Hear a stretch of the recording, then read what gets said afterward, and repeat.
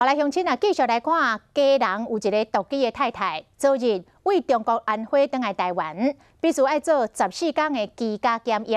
但是讲这个冰箱无粮草咯，竟然是不管3721，就出门坐公车要去采买食物。啊，伫个公车顶，咧甲别个乘客开讲，无小心来讲出讲，伊拄要为中国返来，结果所有乘客拢掉错，拢叫伊爱马上来落车。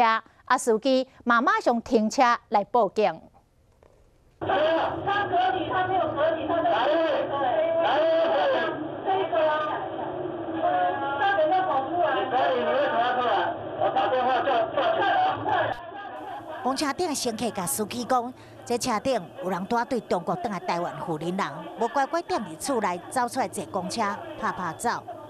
那是武汉，我们是武汉，对啊，都一样啊。我们一天开放了，你开放我们没有啊。 富人人搁甲车顶的乘客一句来一句去，无要认错，司机赶紧甲公车停伫总站报警，乘客拢落车进行消毒。落车进前，其他乘客也搁真紧张，禁不住搁念几句啊。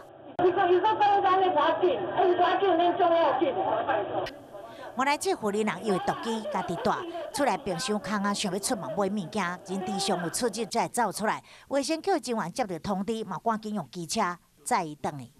文书的一个传送会晚一点，所以他认为他冰箱是空的，他是独居，所以他想去采购他的食物。虽然公文也未送到位，居家检疫的民众嘛无应该外出拍走，卫生单位会看经济的轻重开发。